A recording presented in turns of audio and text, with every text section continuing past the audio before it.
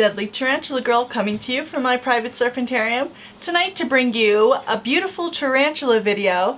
Tonight we're going to take a look at the Brachypelma clausi, also known as the Mexican pink or the Mexican pink tarantula. Let's take a look at a specimen now. Here is one of my beautiful juvenile specimens. You can see that they are bright red, orange, and black. I love how furry and silky these animals appear to be.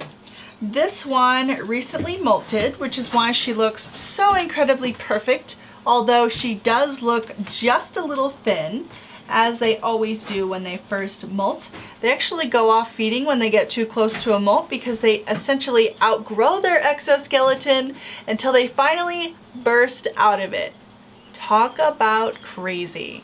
So when they first molt out of their exoskeleton, they are too fragile to eat for a short time, therefore a little thin. Once they completely recover from that molt, they usually eat voraciously for a few weeks. So this is an animal that is native to the Pacific Rim of Mexico, that northern Central American area.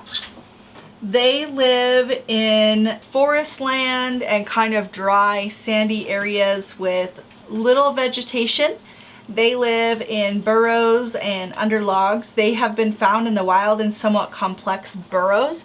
Now, I don't know if those are burrows that they have taken over from previous inhabitants, but they have been noted often, even males down in those complex burrows, which I've never read about in any other species. These females produce anywhere between 400 and 800 eggs. However, it does take your female 7 to 9 years to mature. Brachypelma in general tend to be a slower growing, longer living species, as these females can live up to 30 years. Your males won't mature for 4 to 6 years, therefore do have a shorter lifespan. Of course, in the wild, that's could be primarily due to them wandering and looking for partners, although some scientists have suggested that these species might possibly be monogamous, which I think is very interesting.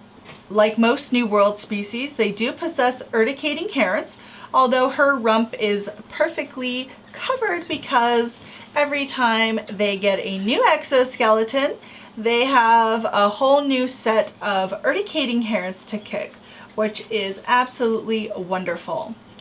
These animals are known for laying large pads of silk all around the entrance of their web. When the males approach, they drum on that silk. It's unclear as to whether the females are alerted to the male's presence by the vibration of the drumming or the sound, but that is also a way that they find prey. They are ambush predators, which is another reason that they lay that big net of silk around the burrow of their web.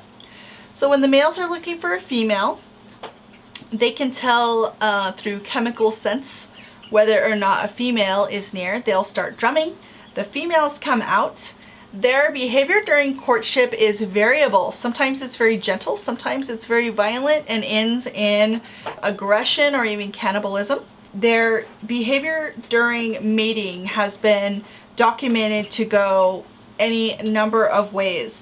Another interesting thing that has been documented in the species, which is unusual in my knowledge, is that after the animals have mated, if the male does survive, the female will often retreat into her burrow, and then what the male will do is actually lay additional silk around her burrow to disguise the entrance, or to possibly leave a chemical trail disguising her scent from other males, which is where the theory about the species possibly being monogamous came up.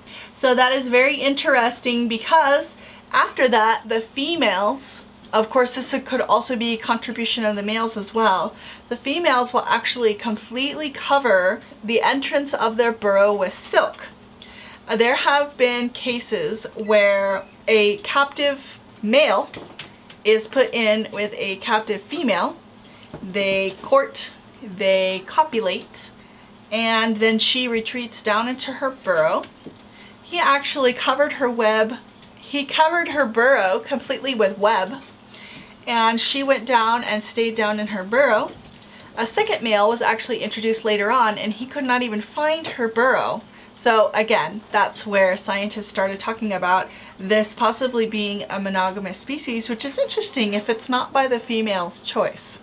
Anyway, she goes down into her burrow, and over time she develops that egg sac, and when she lays it, it's fertilized, and some weeks later, then she can reproduce hundreds and hundreds of spiderlings, which leave the nest about 3 weeks later. So this is an absolutely amazing species. I think that it's very unique. I think that it's very beautiful. Not only are they relatively docile, but just very, very interesting in the wild. And I think it's neat that we can see a lot of that behavior even in captivity.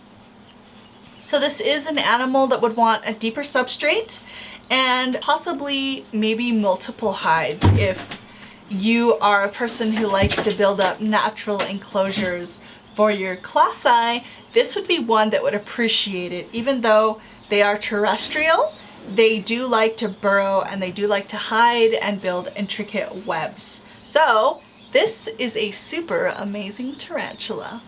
Well, I hope you enjoyed that up-close look at the Brachypelma that some people say is the most colorful and that some scientists agree are the most rare Brachypelma in the genus. This is personally quite a beautiful species. They're a wonderful display animal and even reasonably handleable if that's what you're after. So I love this species. They're absolutely amazing to keep, and I just really love Brachypelma, so they are one of those beauties. Let me know what your favorite Brachypelma is below and what you want to see next time. See you soon!